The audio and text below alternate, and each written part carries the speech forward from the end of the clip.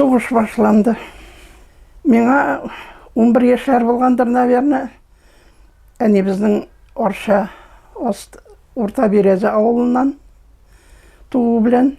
Аларда туз бар иде, Орша якын булгач. Безнең авылда юк иде туз. Әни минем кичкенә генә чиләккә 15 маңда унны салгандырма инде, хәзер белмим. Йомырка сала иде дә, мен шуны күтәреп 25 километр бер үзем чыгып китәдер идем. Урта Березага. Әни ничек курыкмыйча чыгаргандыр инде мин ул вакытта. Җәйгенә 3 мәртәбә барып кайта торган. Шул арада авылда бер эт таламады, бер каз тимәде, бер малай бер нинди нитмәде, таш атмады. Бер кеше дә очрамады. Нинди тыныч вакыт булган икән сугыш вакыты булса да.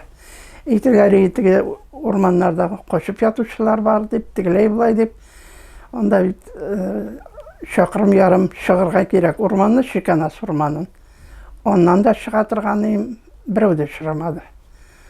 Шулай дип тормыш алып барадыр инде. Конечно, һәр вакытта да ашыйсы килү тойгысы бар иде.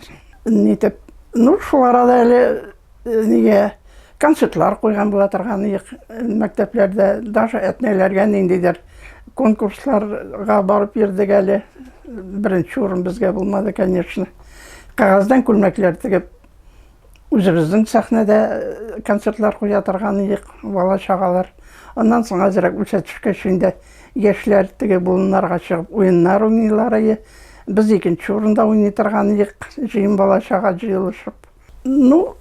Салкыннар инде теге утлар булмаулар. Безнең теге китапларны өстерәп кайтуыбыз бик җайлы булды ул. Ярта ул безнең китапларга дәфтәр урынына яздылар. Аңа шигырьләр дә язадыр, җырлар да язадыр, араларына теге чиста араларына. Аның яртысы почти анда бетте.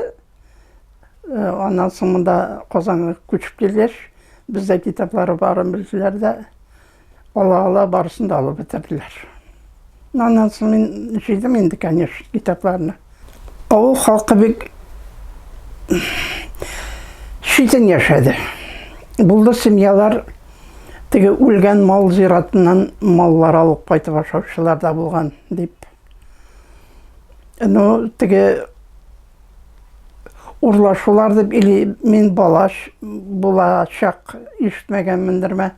Бер дә теге начар хәлләр хакында бер дә ишетмәдем инде сугыш елларында.